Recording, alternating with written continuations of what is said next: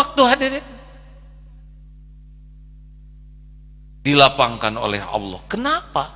Ya kan Allah tahu kita menyesali dosa, Allah tahu kita meminta ampunan kepada Allah, Allah tahu ini hadirin. Tapi nanti ada syaratnya ya. Kenapa kok orang tidak bisa istiqomah dalam tobatnya? Kenapa kita jadi tobat kumat? Nah.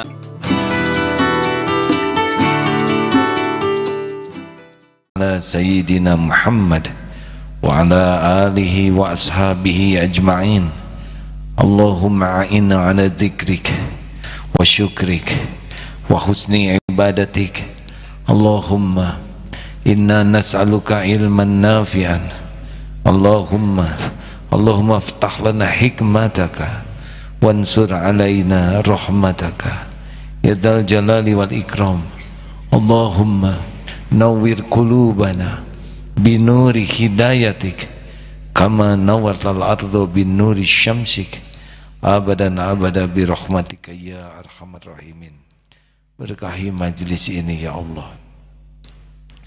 Catatkan siapapun yang hadir, yang kau takdirkan menyimak, menjadi ahlul yakin padamu ya Allah, menjadi ahlul ikhlas dalam beramal, menjadi ahlul istiqomah ya Allah. Jangan cabut nikmat iman dan amal kami.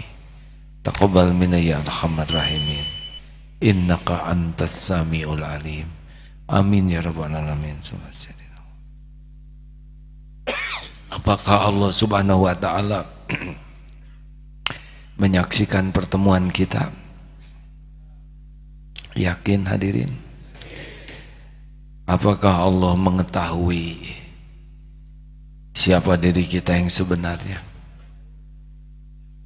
Adakah yang tersembunyi dari Allah yang maha melihat?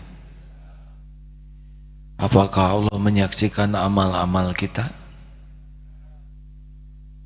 Apakah Allah tahu keikhlasan yang ada di hati kita? Apakah Allah yang maha menyaksikan, melihat setiap kita berbuat maksiat? Yakin? Allah tahukah aib yang kita sembunyikan?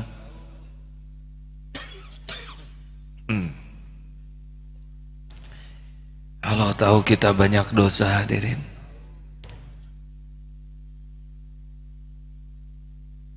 Kita simak surat An-Nahl ayat 61. Siapakah manusia yang zolim? Manusia yang zolim itu wa man lam yatub faulaika humuz zalimin. Surat Al-Hujurat ayat 11. Jadi manusia-manusia yang zolim itu manusia yang tidak tobat. Lalu bagaimana nih? Apakah yang menyebabkan kita belum disiksa? Nauzubillah. Silakan simak, silakan. Fadal. Surat An-Nahl surat ke-16 ayat 63. A'udzu billahi ayat 61. Surat An-Nahl ayat 61. Ya. A'udzu billahi minasy syaithanir rajim.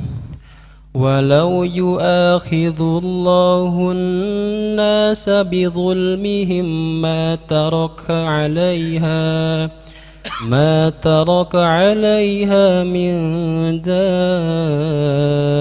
dabbah ما ترك عليها من دابة ولكن يؤخرهم إلى أجل مسمى فإذا جاء أجلهم لا يستأخرون ساعة ولا يستقدمون. Jikalau Allah menghukum manusia karena kezolimannya, karena perbuatan zolim manusia, niscaya tidak akan ditinggalkannya di muka bumi ini sesuatu pun dari makhluk yang melata, tapi Allah menangguhkan mereka sampai pada waktu yang ditentukan. Dan apabila telah tiba saat yang ditentukan bagi mereka, tidaklah mereka dapat mengundurkannya walau sesaat pun, dan tidak pula memajukannya, mendahulukannya. Jadi setiap perbuatan kita pasti disaksikan oleh Allah. Tapi Allah Maha Sabar. Walaupun kita bergelimang maksiat, dosa, tetap oleh Allah diurus, diberi makan, diberi pakaian, diberikan aneka rizki, ditutupi aib dan dosa kita. Orang-orang menyangka kita ini orang baik, orang soleh, padahal Allah tahu siapa kita. Allah juga membimbing bagi kita, dibimbing untuk bisa ada pertemuan seperti ini, sehingga kita tahu dosa kita tahu caranya bertobat, dan kita pun bertobat. Dan sesudah itu Allah siapkan ampunan yang tiada bertepi. Ini ada sebuah hadis yang panjang. Wahai anak Adam, sesungguhnya jika engkau berdoa dan berharap kepadaku, kepada Allah, maka aku akan mengampunimu bagaimanapun dosamu, dan aku tidak peduli. Wahai anak Adam, seandainya dosa-dosamu sampai ke atas langit, kemudian engkau meminta ampun kepadaku, maka aku akan ampuni dirimu, dan aku tidak peduli. Duhai anak Adam, seandainya dirimu datang kepadaku dengan membawa dosa kesalahan sebesar bumi, kemudian engkau mendatangiku dalam keadaan tidak berbuat syirik kepadaku, maka aku akan mendatangimu dengan ampunan sebesar bumi pula. Hadis riwayat At-Tirmizi. Ini hadis hasan, dan Al-Albani menghasankannya dalam As-Silsilah As-Sahihah nomor 127. Jadi luar biasa. Sudah bergelimang dosa manusia ini, kita ini. Sudah itu oleh Allah menyaksikan kita berbuat maksiat, tapi Dia Maha bersabar, tidak langsung diberikan balasannya. Sesudah itu tetap dicukupi makan, ilmu, rizki, sehat, lahir batin, berkawan, punya jabatan, punya relasi, punya teman. Allah tutupi aib. Sesudah itu dibimbing untuk tahu dosa dan tahu cara tobat. Sesudah itu diberi taufik, kita bisa bertobat. Sesudah itu Allah memberikan ampunan tiada bertepi, dan tiada Allah begitu gembira kepada hambanya kecuali melihat hambanya bertobat. Ini kegembiraan Allah luar biasa, sampai dalam hadis Sahih Muslim diriwayatkan begini. Dari Anas bin Malik radhiyallahu anhu, Nabi SAW bersabda, sesungguhnya Allah Ta'ala lebih gembira dengan taubatnya seorang hamba yang bertaubat kepadanya daripada seseorang di antara kalian menaiki unta di sebuah padang pasir, lalu untanya tiba-tiba hilang, membawa semua perbekalannya, makanan dan minumannya, hingga dia berputus asa, kemudian mendatangi sebuah pohon dan berbaring di bawahnya dalam keadaan berputus asa dari untanya. Dan ketika dalam keadaan seperti itu, tiba-tiba untanya datang dan sudah berada di hadapannya. Begitu dia segera mengambil tali pelananya sambil berkata dengan gembiranya, "Ya Allah, Engkau adalah hambaku, aku adalah Tuhanmu."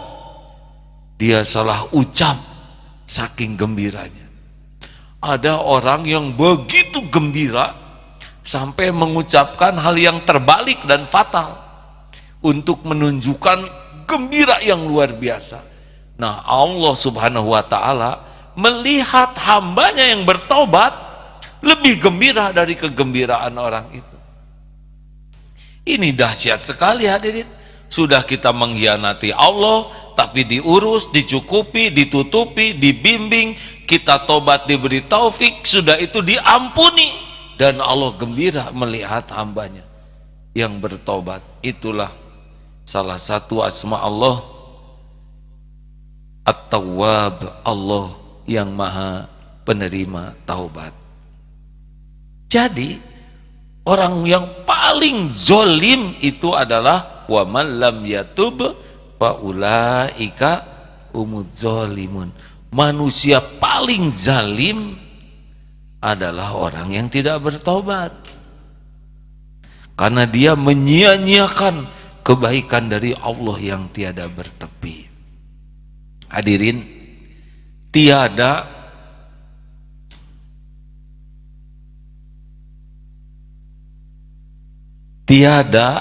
yang lebih menyayangi kita. Dengar ini, tiada yang lebih menyayangi kita dari siapapun juga selain Allah. Tiada yang lebih tahu semua masalah kita selain Allah. Dan tiada yang bisa menolong kita, tiada nih, selain Allah. Makanya kalau kita hidup tidak bertobat, kita zalim sekali, kita membinasakan diri. Jadi masalah terbesar dalam hidup kita sebetulnya bukan dosanya, tapi jawab hadirin, tapi tidak taubat. Setiap orang punya dosa selain Rasulullah. Kita berdosa, tapi yang mengancam kita itu adalah tidak taubat. Makanya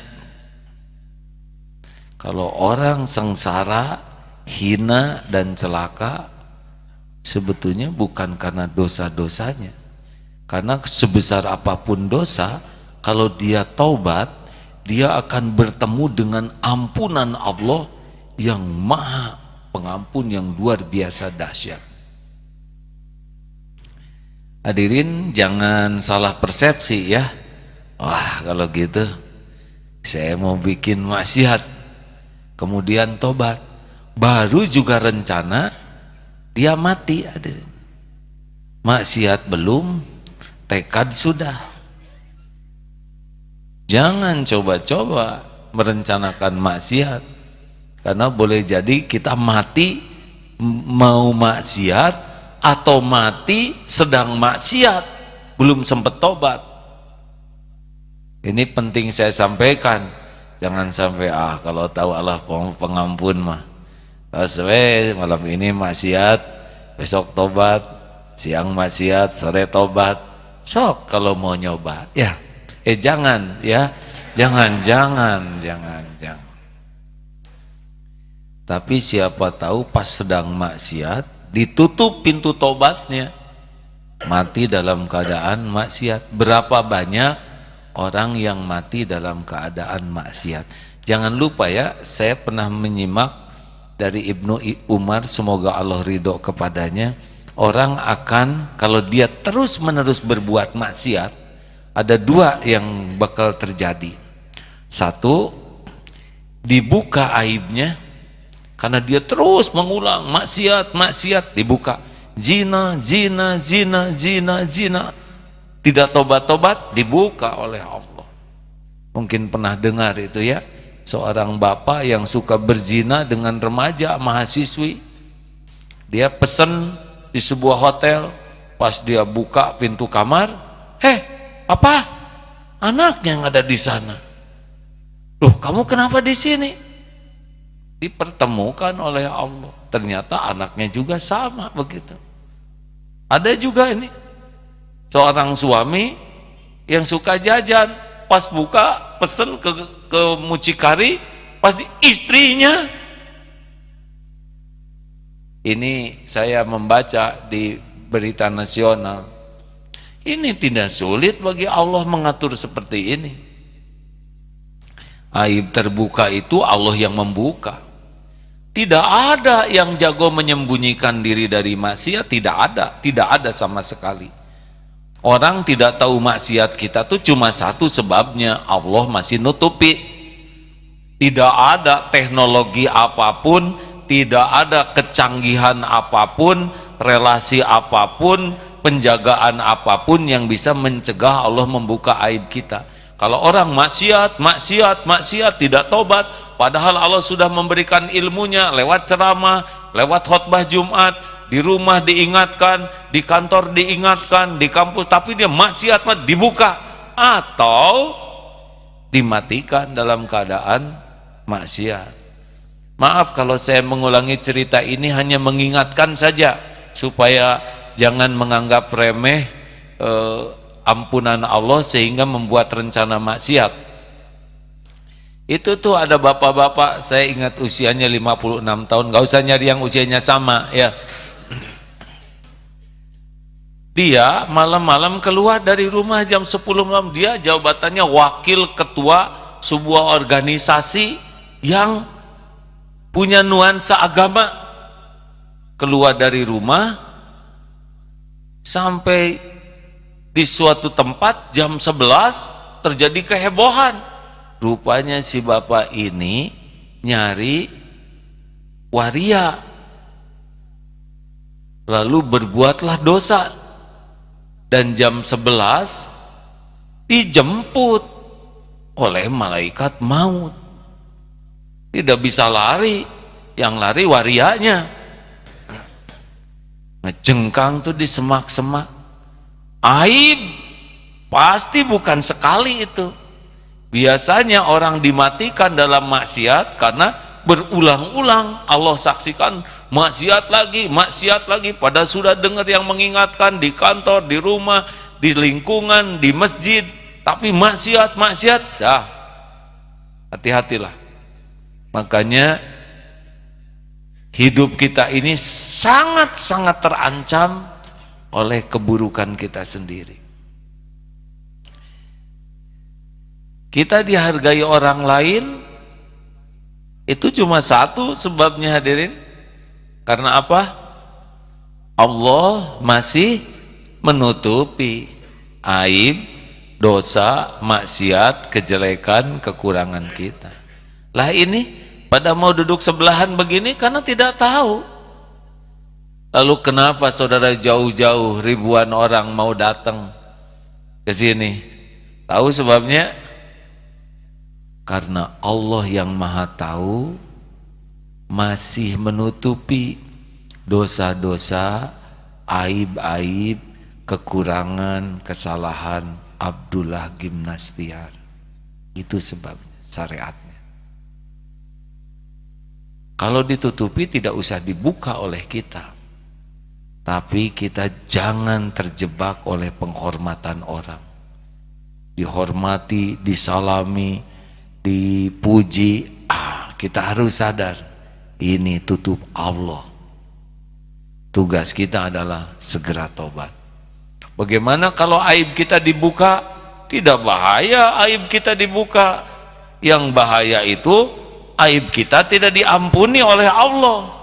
Celakanya kita lebih takut aib kita diketahui orang daripada takut dosa kita tidak diampuni Allah. Kalau kita dibuka aib paling sedikit oleh Allah tuh, dan Allah juga udah tahu kalau dibuka semuanya hancur-hancuran. Dibuka sedikit Kenapa Allah membuka aib kita sedikit? Ya supaya ada trigger untuk tobat, supaya kita sadar lebih banyak yang Allah tutupi. Harusnya lebih sungguh-sungguh tobat. Gimana dong kalau kita dihina orang? Tidak bahaya. Dihina orang tidak ada bahaya sama sekali. Yang bahaya itu cuma satu, apa? Dimurkai oleh Allah Subhanahu wa Ta'ala. Orang menghina ya paling ngomong aja, "Hi, kamu sih banyak dosa." Itu bukan menghina, itu fakta, benar. Dan penghinaan orang kepada kita juga tidak ada apa-apanya dibanding kehinaan kita yang sesungguhnya. Pertanyaannya, kenapa orang tidak tobat? Satu, orang yang tidak bisa tobat itu biasanya orang yang ujub, yang merasa diri sudah soleh, sudah baik, sudah benar. Dia ujub saja, merasa dirinya tuh sudah dekat dengan Allah, sudah suci.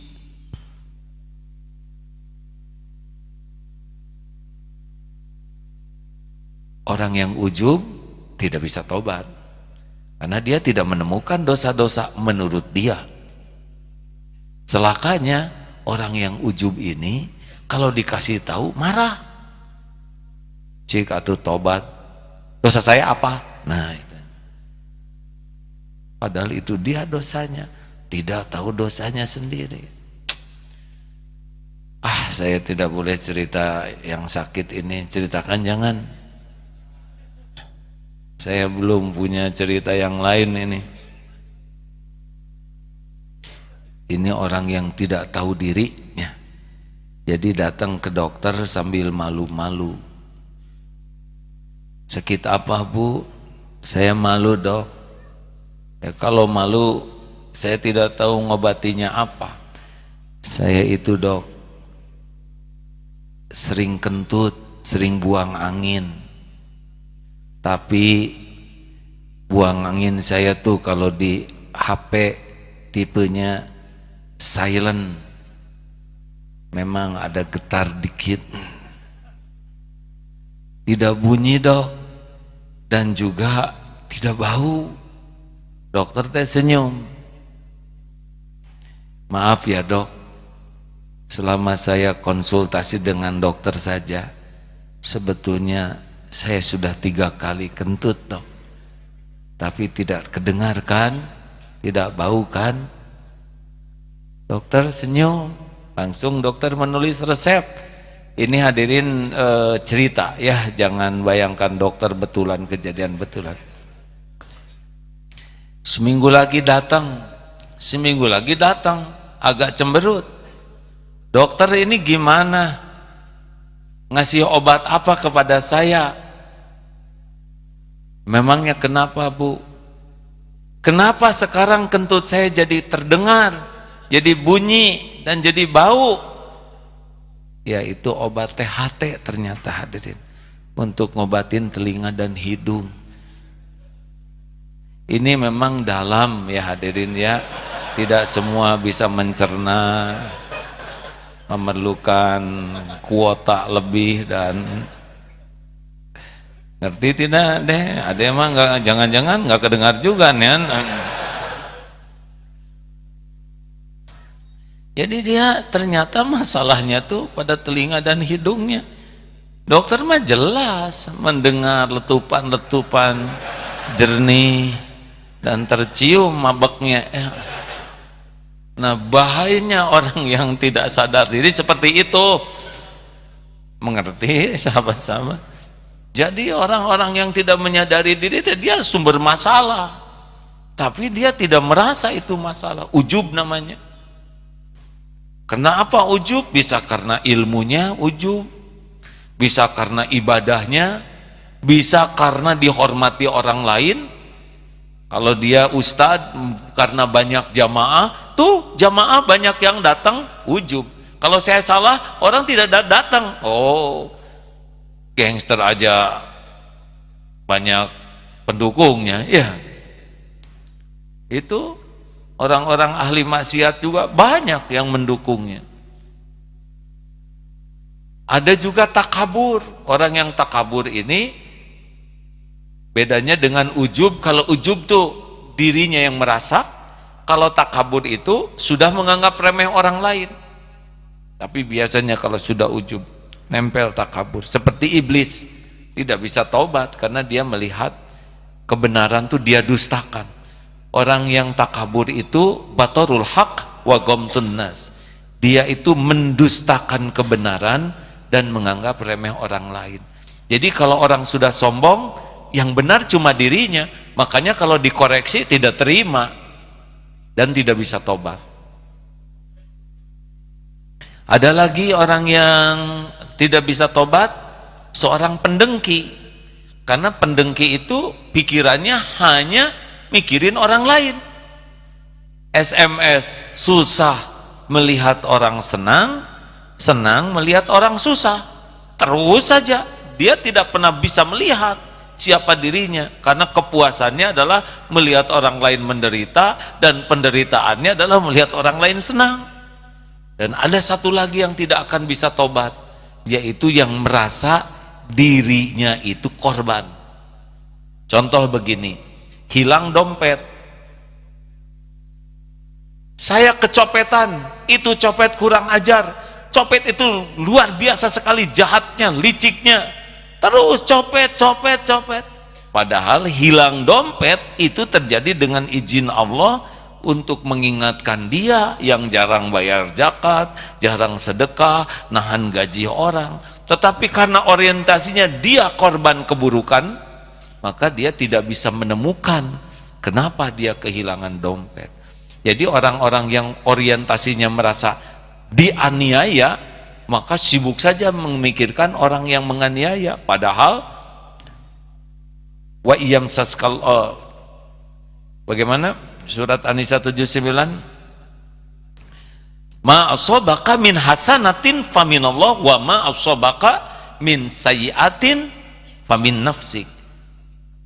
Kebaikan datang dari Allah, keburukan yang menimpa itu dari dirinya sendiri. Nah, orang yang selalu merasa dirinya sebagai korban itu tidak bisa tobat. Itu diantara penyebab orang susah tobat. Tapi ada juga yang tobatnya tobat sambal atau tomat. Kasihan tomat, hadirin, tidak punya salah. Tobat kumat, tobat kumat, tobat kumat. Apakah kalau orang tobat tidak berbuat dosa? Bukan begitu. Orang yang tobat yang asli ini nih, surat At-Taubah, ya, surat At-Taubah ayat 118. Tsumma taba 'alaihim liyatubu innallaha huwa tawwabur rahim. Kemudian Allah menerima tobat mereka agar mereka tubuh tetap di dalam tobatnya. Jadi ada yang penting sesudah tobat, yaitu istiqomah dalam tobat. Jadi jangan merasa sudah tobat sekali selesai urusannya. Kenapa? Lah, karena aktivitas kita melakukan dosa itu lebih hebat daripada aktivitas kita melakukan taat. Bahkan dalam taat juga itu ada dosa. Benar? Dalam taat saja itu bisa ada dosa, apalagi dalam dosa. Dalam nganggur aja kita bisa dosa tuh, diam, gak ada kerjaan, nyong monyong. Apa itu? Itu kan dicatat semua oleh malaikat. Kenapa jadi marah ronyong gini? Bangun tidur aja bisa jadi dosa. Aing hirup tani kieu-kieu teuing kufur nikmat. Sebel pisan orang ningali tetangga teh sedosa. Lihat ke TV ya, bibir tebal nyanyi, ngaca dong, menghina ciptaan Allah. Lihat air ya, cuman setengahnya, kufur nikmat. bangun saja tuh, dari mulai bunyi tuh sampai menjelang makan bisa banyak dosa. Ini pengajian ke sini kira-kira banyak dosa tidak? Betul. Kenapa menjiwai sekali? Nanti pulang dari sini ya, ceritanya udah tobat nanti. Tuh tadi di situ nyebrang nungguan ya. Enggak jelas siapa yang ditunggunya. Lihat yang nyebrang, oh neng itu saya bantu, pura-pura. Hadirin coba ya, dari mata saja kita sudah sering kali berzina. Dari bangun sampai malam kalau satu kali mata melihat dosa dicatat berapa banyak. Dan kita jarang sekali memohonkan ampunan atas dosa mata ini, betul? Telinga, kita sering menikmati mendengar aib orang lain. Ghibah itu sepasang, yang bicara dan yang dengar, kalau hatinya mengiyakan itu sama dosanya. Gak nyangka ya, dia tuh padahal pakai jilbab loh, tapi udah pelit, koret, kedekut, buntut kasir, cap jahe. Padahal dia jilbabnya besar. Kenapa kelakuannya ngaco kayak gitu? Mungkin dia sih itu jilbabnya itu pinjem ya. Kata jadi tuh lo ghibah itu kan definisinya mengatakan sesuatu tentang saudara kita, seseorang yang kalau dia mendengar dia tidak suka.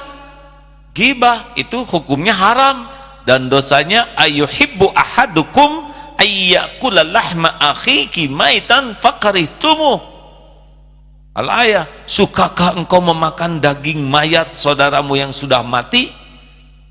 Jadi penggibah itu memakan bangkai dan mayat saudara. Coba itu, makan bangkai saja sudah haram, ini saudara yang meninggal, saking menjijikannya. Dan yang mendengar jadi nggak usah ikut ngomong dah. Kalau dia ngomong sendiri sama pohon, berhenti itu gibahnya ya nggak? Hei pohon, si eta sebelum pisan ta pohon eta teh paling dibawa oleh petugas kesehatan ya. Mulut, mulut ini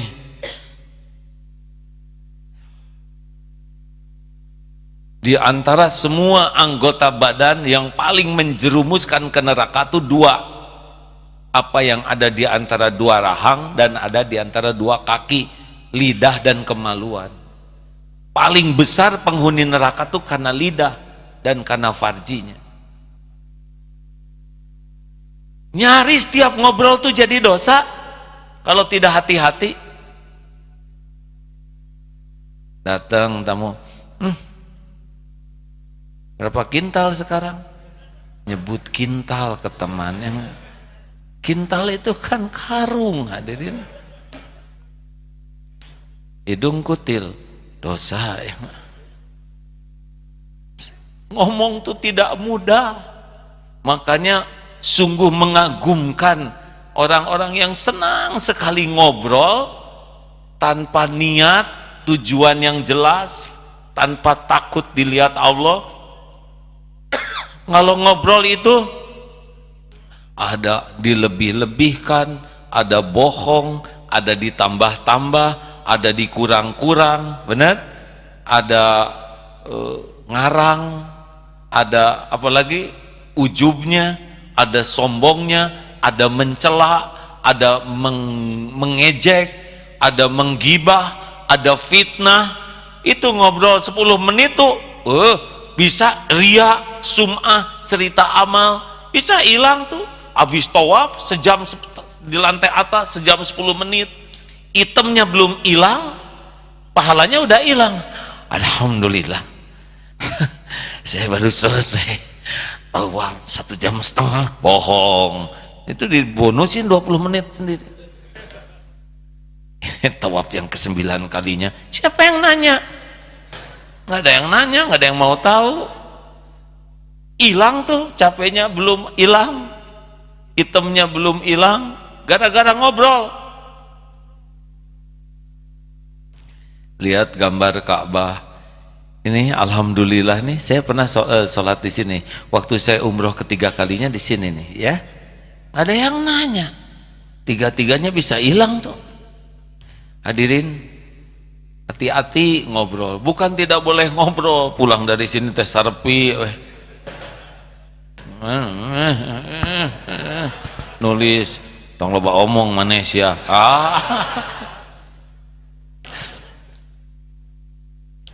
Sekarang ini diganti ini, ya kan? Makanya al-muslimu man salimal muslimuna min lisanihi wa yadihi. Tangan ini kalau dulu mungkin gangguan tangan, tapi sekarang gangguan tangan terbesar jempol. Broadcast itu hadirin, dengan sekali pijit fitnah bisa nyebar kemana-mana dan nggak tahu bagaimana tobatnya itu. Ngejar dosa yang tersebar lalu di forward lagi ke yang lain. Aduh, nauzubillah. Hati-hati. Makanya sebaiknya kalau ngobrol tuh harus yakin sekali ada malaikat majal fiju min qaulin illa ladaihi raqibun atid. Ada malaikat yang selalu menulis di kanan dan di kiri kita. Juga Allah Maha mendengar. Dan setiap ucapan ini yang diajak ngomong mungkin lupa, kita lupa, Allah tidak akan lupa. Hati-hati. Yang paling aman falyaqul khairan aw liyasmut. Tapi kalau sudah bicara segera tutup dengan doa. Bagaimana doanya? Allahumma barik lana. Cuma doa makan hadirin, masa udah ngobrol makan. Subhanakallahumma wa bihamdika asyhadu alla ilaha illa anta astagfiruka wa atubu ilaik. Cepat tutup. Belum lagi dosa-dosa lain, ya. HP itu bisa gudang dosa tuh. HP itu bisa gudang dosa kalau tidak disiplin. Oh, dosa. Kalau satu dosa seperti satu tinta menutup hati, terus makin hari makin tertutup. Kalau sudah tertutup, sudah pasti itu gelisah. Dan kalau sudah gelisah, susah lihat apa-apa. Lihat jalan keluar tuh tidak terlihat. Naik mobil terus diberikan kotoran kacanya, pasti stres yang di dalamnya. Dan dia tidak akan bisa menemukan jalan walaupun jalan ada. Bukan karena tidak ada jalan, karena tertutup. Jalan rezeki, jalan jodoh, jalan kesehatan, kesembuhan ketutup karena dosanya. Nah, kalau cuman sekali begitu tapi nyebrotnya tiap saat tidak efektif. Maka satu amalan yang penting kita lakukan adalah istiqomah memohon ampunan kepada Allah. Dalilnya man aksarul istighfar wa man aksarul istighfar, dan barang siapa yang banyak istighfar. Dalam hadis lain man lazimal istighfar, yang melazimkan, membiasakan meminta ampun, ja'alallahu lahu min kulli hamin farajan wa min kulli doikin makhrajan wa razaqahu min haitsu la yahtasib. Akan dilapangkan dari pedih, sakit hati, nyesek, pilu, nelangsa, apa aja suasana hati yang menderita teh? Apa? Kecewa, perih, nyesek, luka, robek, kesuat-suat, pokoknya ya tuala kaya lu ada badan sehat seger. Kalau ini remek tuh hadirin, dilapangkan oleh Allah. Kenapa? Iya kan Allah tahu kita menyesali dosa, Allah tahu kita meminta ampunan kepada Allah, Allah tahu ini hadirin. Tapi nanti ada syaratnya ya. Kenapa kok orang tidak bisa istiqomah dalam tobatnya? Kenapa kita jadi tobat kumat? Nah, penyebabnya diberi jalan keluar, warzaqu tadi gimana lazim istighfar, wa min kulli hammin farajan wa min kulli doikin makhrajan. Nanti kelihatan jalan tuh ada, jalan rezeki, jalan kesembuhan, jalan kesehatan, jalan perjodohan, jalan punya anak. Apapun urusan kita, tidak ada yang lebih tahu selain Allah, dan tidak ada yang bisa menyelesaikan urusan kita selain Allah. Wa yuridka bi khairin fala radha li fadli. Kalau Allah menghendaki kebaikan, tidak ada yang bisa menolaknya. Dan itu di antara gerbangnya adalah istighfar, memohon ampunan. Dan yang ketiga, kalau kita istiqomah istighfar, memohon ampunan, warzaqahu min haitsu la yahtasib. Dan Allah berikan pertolongan, rizki, aneka karunia dari tempat yang tidak diduga-duga. Hadirin, kalau ngedenger rizki itu jangan langsung uang, terlalu kelihatan tidak punya uangnya, ya, terlalu kelihatan bokehnya itu. Kalau namanya rizki itu, waduh, bisa nikmat iman, bisa nikmat dapat ilmu yang manfaat, nikmat memahami kebenaran, nikmat mengamalkan kebenaran, nikmat sehat wal afiat, sehat yang jadi taat. Kan ada yang jadi sehat tapi jadi ujub, ada yang jadi sehat tapi jadi maksiat. Kita diberikan nikmat sehat tapi juga bisa taat, dikasih uang tapi juga dikasih syukur, dikasih jalan kita bersedekah. Karena ada yang dikasih uang tapi tidak dikasih jalan menafkahkannya, mampet aja pada dia, ngitung we terus, pakai enggak, lihat enggak, beramal tidak, dihisab yang iya. Jadi kalau dengar rezeki yang tidak diduga-duga, siapa tahu ada jodoh. Misalkan asalnya tidak mau sama saudara, tapi karena banyak istighfar jadi mau sama teman saudara, seperti biasa ya, bagi nyiksa berita ini. Tapi ditolak kalau teman saudara datang lagi yang ini, gitulah ya, sesuka saya hadirin ya.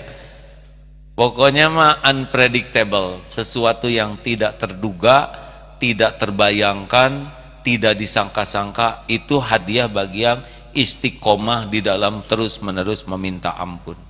Pertanyaan, kenapa ada yang tobatnya tidak lanjut?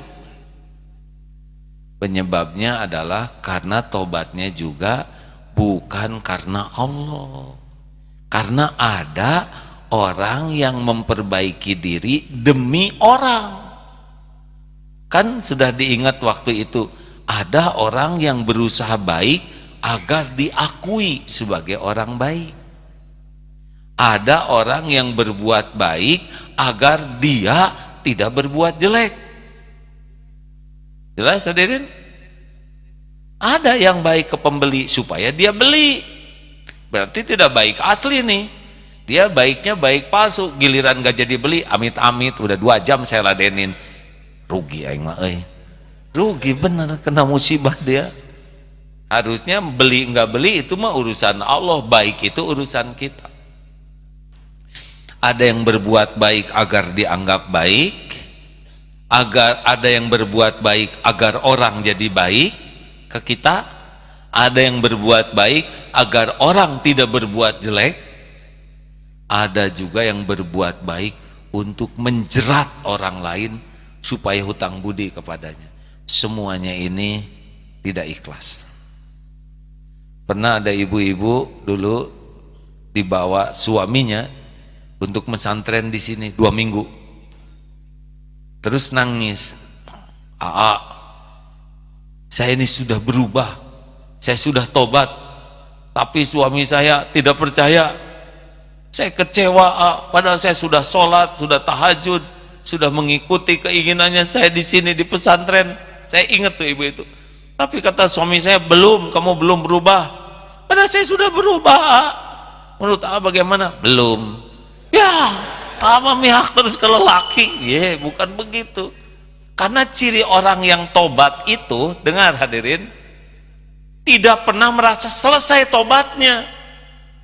Kalau orang yang tobatnya betul karena Allah, oleh Allah akan dibukakan lebih banyak lagi hal-hal yang membuat dia jadi tobat terus-menerus.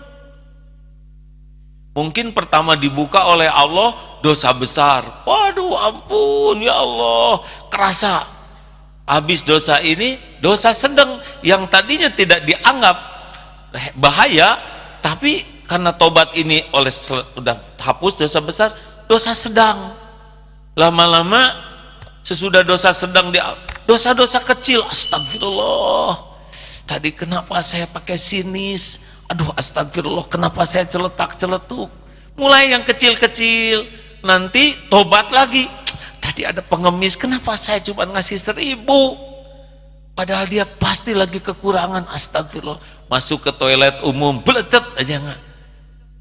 Karena ada tulisan dari 2.000 jadi 3.000. Jadi dia pas ngantuk tuh yang jaga toiletnya gini, set aja. Kenapa saudara ketawa? Nah, saya jadi suudon. Kelihatannya sudah pernah melakukan hal yang sama ya. Atulah hadirin, astagfirullah, saya sudah pakai toiletnya, tapi kan yang lain bayar. Iya, tapi yang berak kamu, ya nggak? Astagfirullah, astagfirullah, udah keburu pergi, kita nggak ngasih. Itu masih hak orang lain. Tapi lama-lama ada juga yang kita lalai. Aduh, saya kehilangan tahajud, astagfirullah, tidak dosa itu, ya. Tapi kehilangan sholat sunnah, astagfirullah. Hari ini tidak 1 juz, ya Allah, ampun, ampun. Kehilangan amal saja tobat. Terus sampai hal-hal, bahkan dia nanti akan tobat atas tobat-tobatnya yang tidak tobat. Bingung kan? Saya juga rada bingung. Jadi gini hadirin. Oke, tenang. Kita mentaubati tobat kita. Astagfirullah, baru saya istighfar, tapi saya melakukan lagi astagfirullah. Nah, jadi tobat kita pun kita tobati karena kita merasa mengkhianati tobat kita yang tadi. Nah, sedangkan dosa kesalahan itu pasti ada terus dalam hidup kita. Jadi masalah kita adalah kita tidak istiqomah dalam tobat. Dosanya bertambah terus, tapi tobatnya cuma sesekali saja, dan kadang-kadang merasa sudah. Kenapa? Karena kita bertobat tidak ikhlas, lebih karena ingin dinilai makhluk, diakui makhluk, ada balasan dari makhluk.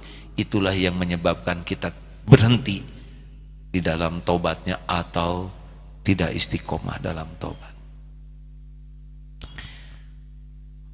Silakan dibacakan hadisnya Ustadz Fuad. Bismillahirrahmanirrahim. Qala an-nabiy sallallahu alaihi wasallam, ya ayyuhan nas tubu ilallahi fa inni atubu fil yaumi ilaihi mi'ata marrah. Nabi sallallahu alaihi wasallam dalam hadis yang diriwayatkan oleh Imam Muslim, beliau bersabda, wahai sekalian manusia, bertaubatlah kepada Allah, karena sesungguhnya aku bertaubat kepadanya dalam sehari sebanyak 100 kali. Dari Aisyah radhiyallahu anha, beliau bersabda, Rasulullah sallallahu alaihi wasallam terbiasa salat sehingga kakinya pecah-pecah.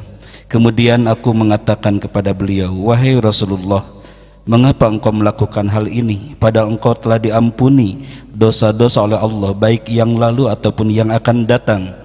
Lalu Rasulullah sallallahu alaihi wasallam bersabda, afala uhibbu an akuna 'abdan syakura. Tidakkah engkau senang kalau aku ini menjadi hamba yang pandai bersyukur? Masya Allah, Rasulullah Sallallahu Alaihi Wasallam tanpa dosa 100 kali.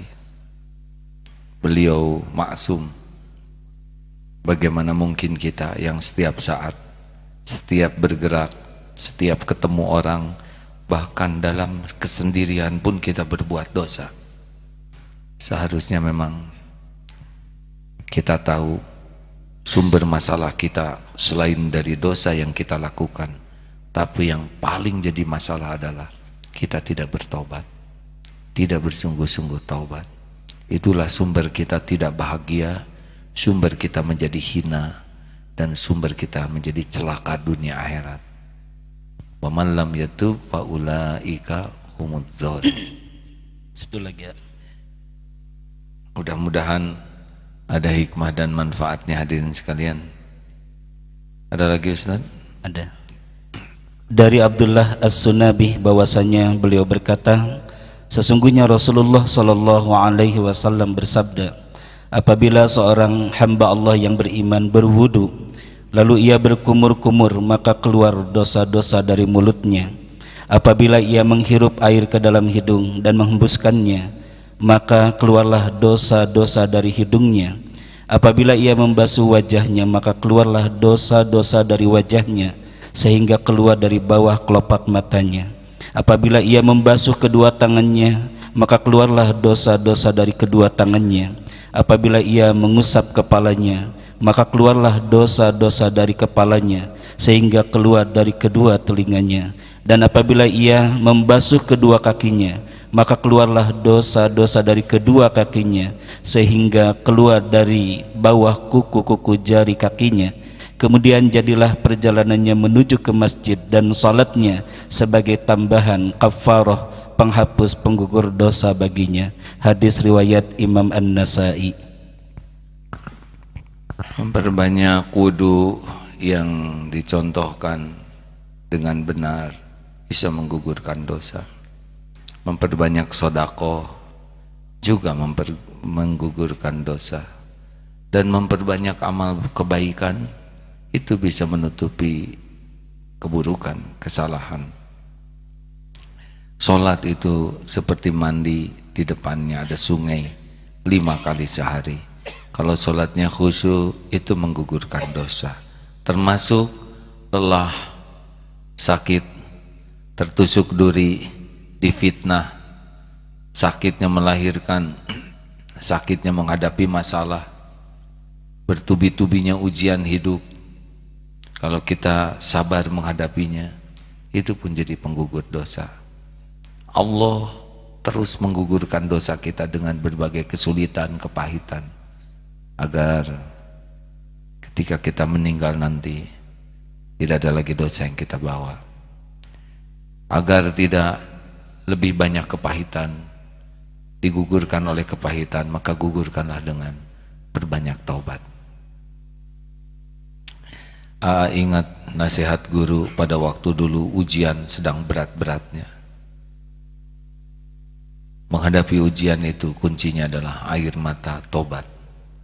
Semakin deras air mata tobat, penyesalan, menghibah ampunan, berhenti dari maksiat, dan hijrah untuk berbuat kebaikan, semakin diringankan oleh Allah masalahnya. Allah menginginkan kita bersih. Kalau kita kurang tobat, maka jangan heran banyak kepahitan yang menimpa kita. Mudah-mudahan istiqomah bertobat bisa membuat kita benar-benar bahagia, mulia, dan selamat dunia dan akhirat. Amin ya rabbal alamin. Terima kasih hadirin sekalian.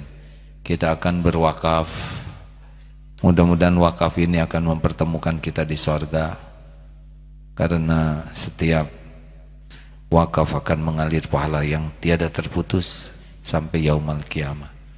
Jangan pernah ragu-ragu, Allah maha melihat, maha menghitung, dan maha menyempurnakan balasannya. Mari kita berwakaf sambil membaca ayat-ayat Quran bersama-sama. Al-Fatihah. A'udzu billahi minasy syaithanir rajim. Bismillahirrahmanirrahim. Alhamdulillahi rabbil alamin.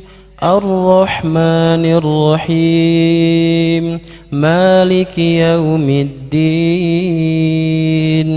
Iyyaka na'budu wa iyyaka nasta'in. Ihdinas siratal mustaqim. Siratal ladzina an'amta 'alaihim ghairil maghdubi 'alaihim waladdallin. Amin. Allahu la ilaha illa huwal hayyul qayyum. لا تأخذه سنة ولا نوم له ما في السماوات وما في الأرض من ذا الذي يشفع عنده إلا بإذنه يعلم ما بين أيديهم وما خلفهم ولا يحيطون بشيء من علمه إلا بما شاء وسع كرسيه السماوات والأرض ولا يؤوده حفظهما وهو العلي العظيم بسم الله الرحمن الرحيم قل هو الله أحد الله الصمد لم يلد ولم يولد ولم يكن له كفوا أحد بسم الله الرحمن الرحيم قل أعوذ برب الفلق من شر ما خلق ومن شر غاسق إذا وقب ومن شر النفاثات في العقد ومن شر حاسد إذا حسد بسم الله الرحمن الرحيم قل أعوذ برب الناس ملك الناس إله الناس من شر الوسواس الخناس الذي يوسوس في صدور الناس من الجنة والناس. Hadirin, mari sejenak tundukkan hati.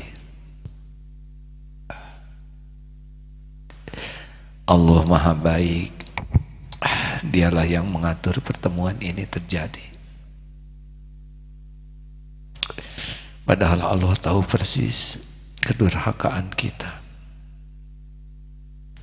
Allah menyaksikan dosa yang terang-terangan, yang sembunyi-sembunyi. Allah juga melihat dosa yang sengaja kita lakukan, padahal tahu itu dosa.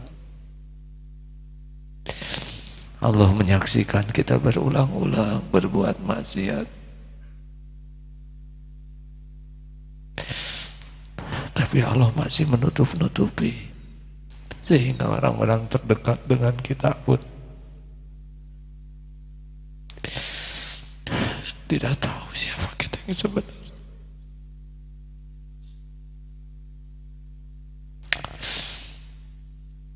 Apa yang kurang karunia Allah, maka dicukupi.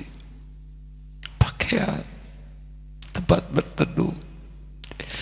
Padahal hari-hari kita, hari-hari yang penuh pengkhianatan kepada Allah. Bahkan nikmat yang Allah berikan pun kita gunakan untuk berbuat maksiat.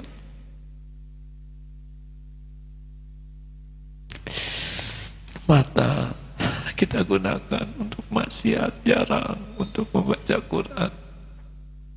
Pikiran, akal sibuk mengingat dunia, jarang ingat kepada Allah. Astagfirullahaladzim.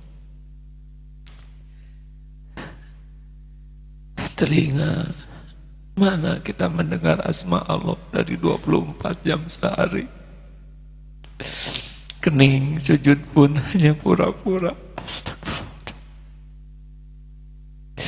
Allah tahu saat kita bersujud pun tidak ingat kepadanya. Astagfirullah. Hadirin, tubuh ini suatu saat akan bersaksi. Astagfirullah. Astagfirullah. Allahumma salli ala sayyidina. Marilah kita beristighfar hadirin masing-masing dengan tulus sambil buka dengan jujur lembaran-lembaran kelam. Mintalah ampun kepada Allah. Astagfirullahaladzim. Ya Allah. Astagfirullahaladzim. Astagfirullah. Jujurlah hadirin, bukalah lembaran-lembaran hitam yang selama ini kita sembunyikan siang dan malam. Istighfar yang masa lalunya hitam. Astagfirullah. Astagfirullahaladzim. Istighfar hadirin yang selama ini punya Tuhan yang lain selain Allah, yang menuhankan dunia, menuhankan nafsu, menuhankan pujian orang. Istighfar yang hidupnya musyrik. Astagfirullah. Istighfar yang munafik. Astagfirullah. Yang beda di depan dengan di belakang, hanya sibuk membagus-bagus topeng demi dipuji orang, padahal isinya busuk. Astagfirullah. Yang hidupnya hanya penuh kepalsuan, hanya membagus-bagus bungkus. Astagfirullahaladzim. Istighfar hadirin yang pernah mendekati zina. Allah Maha melihat. Yang pernah tergelincir. Astagfirullah. Yang matanya kotor. Astagfirullah. Yang pikirannya kotor. Astagfirullah. Yang tubuhnya kotor. Astagfirullah. Istighfar yang sering menyakiti orang tuanya.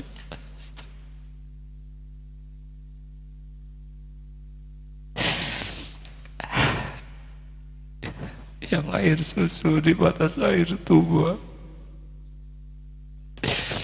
Yang jarang tersenyum tulus kepada orang tua. Yang jarang membahagiakan ibu bapaknya. Apalagi yang telah wafat orang tuanya, yang jarang mendoakan. Astagfirullah. Astagfirullah. Rabbighfirli wali walidayya warhamhuma kama rabbayani shaghir. Rabbighfirli wali walidayya warhamhuma kama rabbayani shaghir.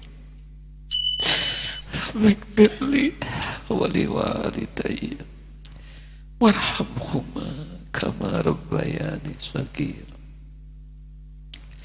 Istighfar hadirin yang pernah memakan harta haram, minuman haram, makanan haram. Astagfirullah.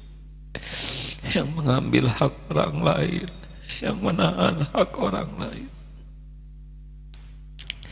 Astagfirullah. Nanti yang pernah menyakiti kaum du'afa, menyakiti orang-orang yang berbuat baik. Istighfar yang pernah menghina para ulama, yang pernah berbuat zalim kepada orang yang berbuat baik kepada kita.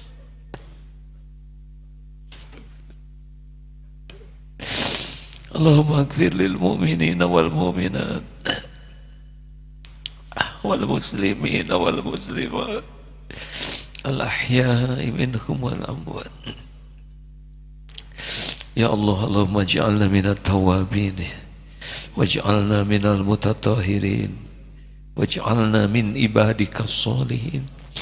Allahumma inna nas'aluka taubatan nasuha ya Allah wa taubatan qoblal maut wa taubatan qoblal maut ya Rabb, wa rahmatan 'indal maut, wa maghfiratan ba'dal maut. Allahumma hawin alaina fi sakaratil maut. Allahumma inna nas'aluka husnal khatimah wa na'udzubika min su'il khatimah. Allahumma rabbana zalamna anfusana wa illam taghfir lana wa tarhamna lanakunanna minal khasirin. Allahumma ighfir lana wa liwalidina warhamhum kama rabbawna shighara. Ya Allah, berkahi sisa umur ini ya Allah. Terimalah tobat kami ya Rabb. Istiqomahkan kami dalam tobat ya Allah. Ya Allah, jangan cabut nikmat iman, nikmat Islam, nikmatnya istiqomah ya Allah. Rabbana la tuzigh qulubana ba'da idh hadaitana wa hab lana min ladunka rahmah innaka antal wahhab. Ya Allah, berkahi dan muliakan dunia akhirat orang tua kami. Berikan pendamping terbaik yang menantikannya ya Allah. Pernikahan yang barokah, rumah tangga sakinah, keturunan yang soleh solehah, keluarga hafiz hafizah.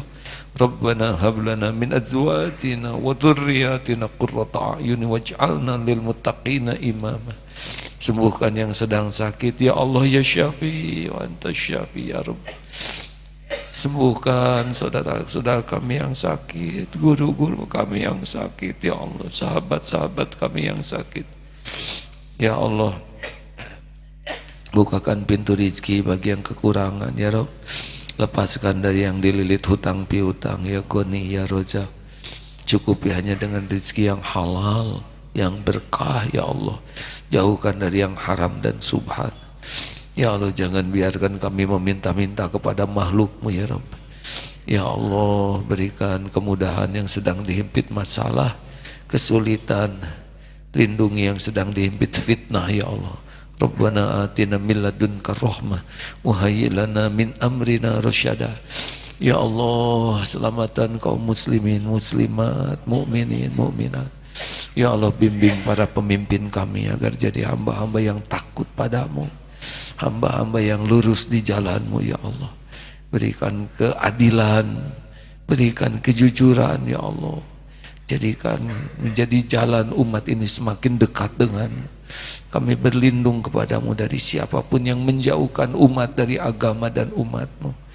Ya Allah, tolonglah saudara-saudara kami di penjuru bumi manapun yang teraniaya. Engkau pelindung yang maha kokoh ya Arhamar Rahimin. Allahumma a'izal Islam wal muslimin. Allahumma ansur mujahidin fi kulli makan, fi kulli zaman. Rabbana atina fid dunya hasanah wa fil akhirati hasanah wa qina adzabannar. Undang ke Baitullah jamaah ini ya Allah. Jadikan haji hajah yang mabrur mabrur. Taqabbal minna ya Arhamar Rahimin innaka antas samiul alim. Amin ya rabbal alamin. Sallallahu alaihi sayyidina Muhammad. Terima kasih hadirin. Maaf lewat 10 menit. Kita tutup dengan doa akhir majelis. Subhanakallahumma wa bihamdik asyhadu alla ilaha illa anta astaghfiruka wa atubu ilaik. Assalamualaikum warahmatullahi wabarakatuh.